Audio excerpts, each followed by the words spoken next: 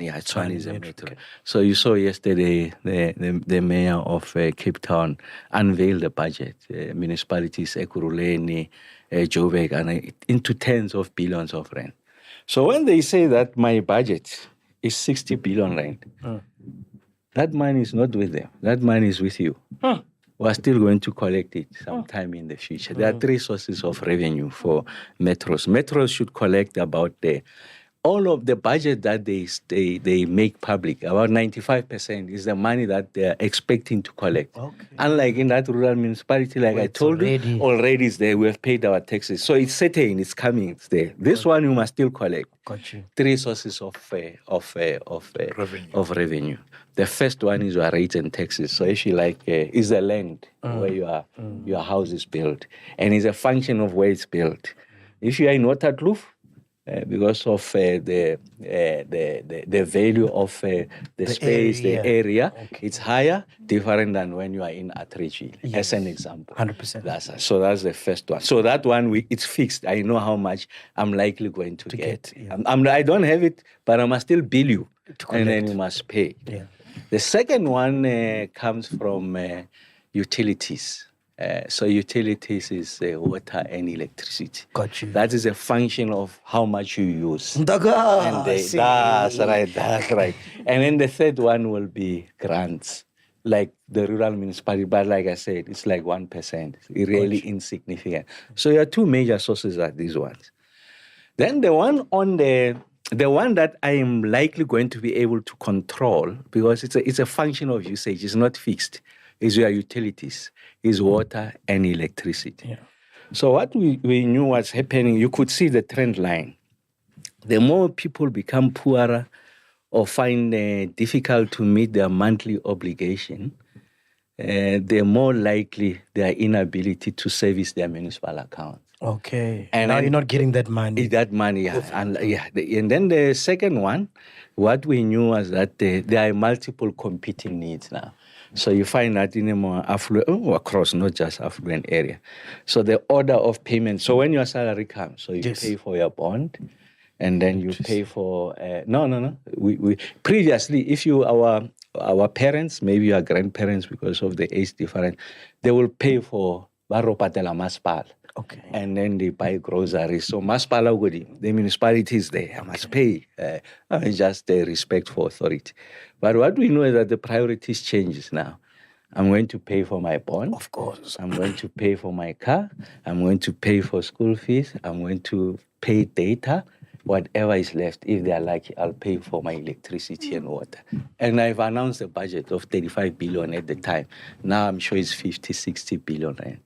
And then I battled to collect. So that commitment is I'm going to build a clinic, I'm going to build a road, I'm going to connect houses, electricity. I can't meet it because that money is not there. Then you get discredited in communities. No, when I'm mayor, I would say the following. But the same people are not paying.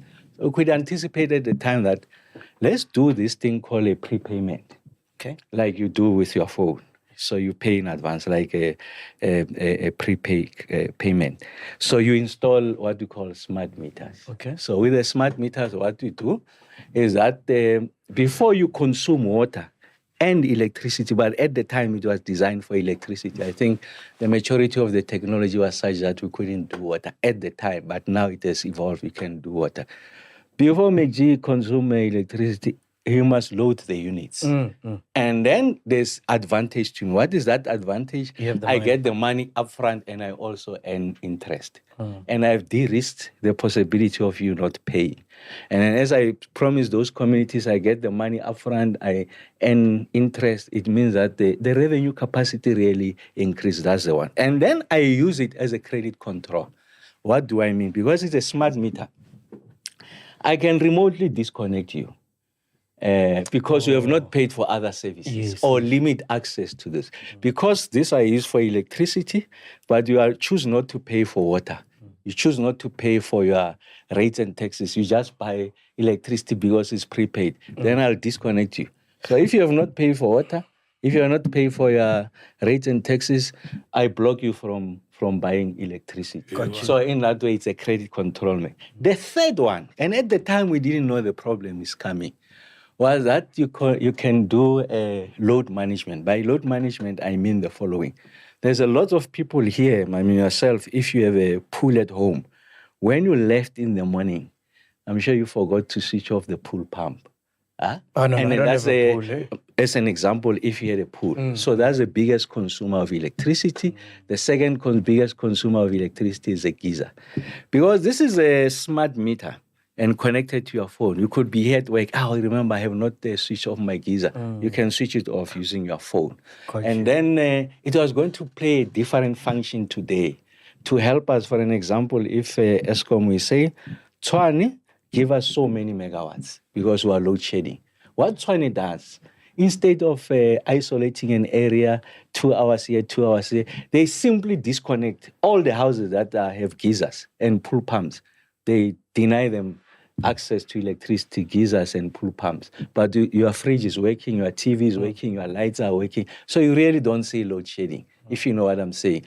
And that's what other municipalities are doing. But what does this have to do with the PU? It's what that contract was meant to do. They were going to roll out prepaid meters across the municipality. And then we're taken to court. We're taken to court said that, no, but this was not a transparent and competitive tender process. So someone comes to us and say, this is what I want to do for this. All the things that I've mentioned. This smart meter will do the following. Say, hey, we're attracted to this. This is going to help us. And then we started contracting. Then they take us to court, says, no, but they've given everyone an opportunity. And we say that this is a unique selling proposition. This is a unique idea. Remember, but was the money issued though? No, I'm going to come how it works.